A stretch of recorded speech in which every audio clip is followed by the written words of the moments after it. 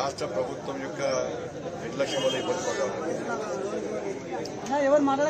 రైతులు అకాల వర్షాల వల్ల వడగళ్ల వానల వల్ల నష్టపోయిన రైతులు ఇబ్బంది పడుతున్నారు. వాళ్ళకు 10,000 రూపాయలు ఇస్తాను ముఖ్యమంత్రి లాపత్తా లేకుండా పోయిండు. ఉద్యోగస్తులు జీతాలు రాకుండా వాళ్ళు ఇబ్బంది పడుతున్నారు. యువకులు ఉద్యోగాలు రాకుండా నోటిఫికేషన్ ఇవ్వకుండా ఇబ్బంది పడుతున్నటువంటి తరుణంలో ఒకవైపు పేపర్ లీకేజ్, ఎవరైతే పేపర్ లీకేజ్ చేసిండో 30 లక్షల మంది జీవితం నాశనం చేసిండో వాళ్ళు బెయిల్ తీసుకొని బయటకు వచ్చి దర్జాగా తిరుగుతున్నారు. వీటికి అన్నిటికీ కారణమైన కేసీఆర్ కొడుకుపోయి లండన్లో అమెరికా ఎడిపోయాడు, లండన్ పోయాడు. ఫుల్ జల్సాలు చేస్తున్నాడు. పోయి నష్టపోయినందుకు యువత. ఇది ఒకవైపు. మరోవైపు 2 విద్యా సంస్థలు గురునానక్, శ్రీనిధి వీళ్ళ నిర్లక్ష్యం వలన దాదాపు 4,000 మంది విద్యార్థుల భవిష్యత్ నాశనమైంది.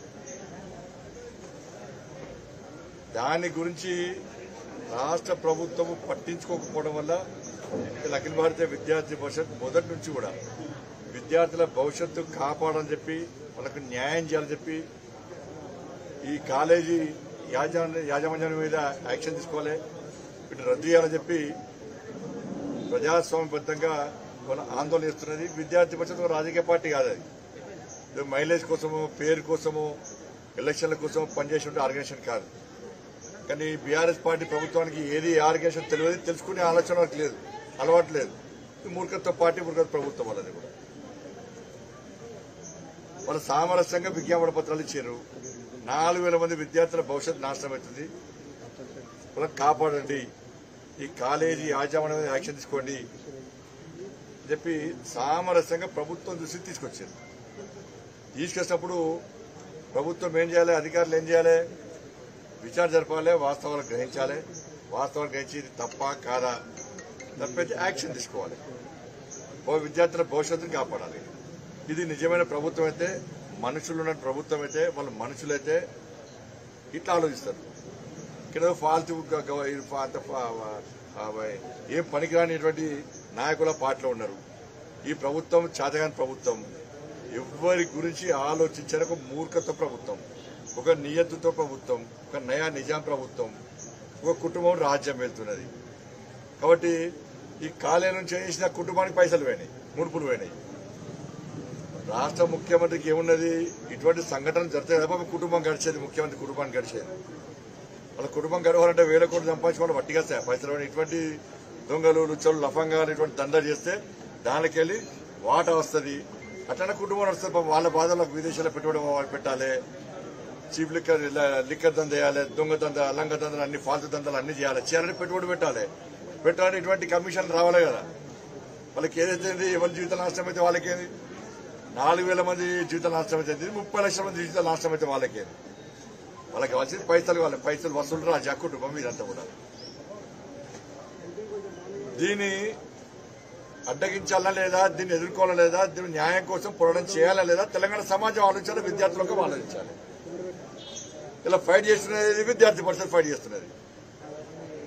వాళ్ళు ఎమ్మెల్యే వాళ్ళు కాదు, ఎంపీల వాళ్ళు, ఎమ్మెల్యేల కోసం, ఎంపీల కోసం, ఓట్ల కోసము ఆందోళన చేసేటువంటి ఆర్గనైజేషన్ కాదు అది. కానీ ప్రజాస్వామ్యంగా ఆందోళన చేస్తున్నారు. వాళ్ళు కాలేజీ ముందు ఆందోళన చేస్తే కాలేజీ యాజమాన్యం ప్రభుత్వం ఒత్తిడి తీసుకొస్తే ప్రభుత్వము, కొంత పాలకులు, పోలీసులను ఒత్తిడి తీసుకొచ్చి విద్యార్థి పరిషత్ కార్యకర్తలు కొట్టండి, వాళ్ళని టార్చర్ చేయండి, ఇంకొకసారి ఈ 2 కాలేజీల యొక్క ప్రస్తావన తీయద్దు, ఈ జరిగిన అన్యాయానికి వ్యతిరేకంగా వాళ్ళు ఫైట్ చేయొద్దు. ఇది కాంప్రమైజ్ ఆర్గనైజేషన్ కాదు అది. కొన్ని ఉంటాయి కదా, అప్పుడప్పుడు చిన్న సంఘటన జరగనే సాయంత్రం పోయి కరెస్పాండెంట్ కలిసి, ఏం సార్ మరి పొద్దు నుంచి ఆందోళన చేస్తాం, మేము సౌత్ దోస్తు వరకు వచ్చి కార్యకర్తలు మన పబ్లిక్ వరకు వచ్చినాం, మా సంగతి ఏంది, రాత్రి బిర్యానీ మాకు కావాలి. కొన్ని ఆర్గనైజేషన్స్ ఉంటాయి, కొన్ని ఏముంటే అందరూ తెలుసు. కానీ విద్యార్థి పరిషత్ ఆర్గనైజేషన్లు కాదు, కమిట్మెంట్ తోని సిద్ధాంతం కోసం, విద్యార్థి సమస్యల పరిష్కారం కోసం పనిచేసిన ఆర్గనైజేషన్ విద్యార్థి పరిషత్. ఎవరికి భయపడే ఆర్గనైజేషన్ కాదు. సిద్ధాంతం కోసం, నమ్మిన సిద్ధాంతం కోసం నక్సలైట్ల చేతిలో ప్రాణ త్యాగం చేసిన కార్యకర్తలు ఆర్గనైజేషన్ అఖిల భారతీయ విద్యార్థి పరిషత్. కానీ ప్రభుత్వానికి భయం స్టార్ట్ అయింది. ఎందుకంటే వాళ్ళ దగ్గర పైసలు తీసుకునేది ప్రభుత్వం, ప్రజలందరూ పైసలు తీసుకున్నారు. కానీ ఈ పరిస్థితిలో మొన్న గతంలో లాఠీచార్జ్ చేశారు, నాన్ బెయిలబుల్ కేసు పెట్టిన స్టూడెంట్స్ మీద. అరే స్టూడెంట్స్ కు ఇష్యూ వచ్చినప్పుడు స్టూడెంట్స్ కొట్లాడితే సమస్యను గుర్తించాలి, ఆ సమస్య పరిష్కరించే ప్రయత్నం చేయాలి, చర్చలు జరపాలి. కానీ జరుగుతుంది అన్యాయం అని తెలిసి కూడా స్పందించకుండా ఈ ప్రభుత్వం ఎట్లయితుంది, వీళ్ళు పాలకులు ఎట్లయితారు, మూర్ఖులు అవుతారు, రాక్షసులు అవుతారు. మీరందరూ కూడా పుట్టగతులు ఉంటాయి సమాజంలో. పబ్లిక్ చీతు అని ముఖం మీద ఉమ్మేస్తారు. మీ ముఖం మీద సిగ్గుండాలకు కొంచెమన్నా 30 లక్షల మంది జీవితాలు నాశనం చేస్తే మాట్లాడే మూర్ఖత ప్రభుత్వం, ఫాల్తు ప్రభుత్వం ఇది. 4,000 మంది విద్యార్థులు నాశనం అయిపోయి, వాళ్ళ భవిష్యత్తు నాశనం అయిపోయింది. పేరెంట్స్ ఏడుస్తున్నారు. సామాన్య బతకాలు తెలియని పరిస్థితి, కష్టపడి పిల్లల్ని చదివించుకుంటున్నారు. ఏ గవర్నమెంట్ నాకు అర్థం కాదు. విద్యా సంస్థలు నిర్వహించలేని ప్రభుత్వం ఇది, పరీక్షలు నిర్వహించే చాతగాని ప్రభుత్వం ఇది, నోట్ డిక్లరేషన్ చేయడానికి వెనుకాడే ప్రభుత్వం, తప్పులు కావాలని తప్పులు చేసి విద్యార్థుల భవిష్యత్తు నాశనం చేసే ప్రభుత్వం ఇది, పేపర్ లీకేజ్ చేసే ప్రభుత్వం ఇది, అక్రమాలకు పాల్పడే విద్యా సంస్థలు కొమ్ము కాసే ప్రభుత్వం ఇది. తీరా నిలుస్తూ అందరి దగ్గర నుంచి డబ్బులు చంపి దొంగదందాలు లంగదందా చేసే ప్రభుత్వం, ఆ కుటుంబం ప్రభుత్వం ఇది. ఆ కుటుంబం రాజ్యం వెళ్తున్న ప్రభుత్వం ఇది.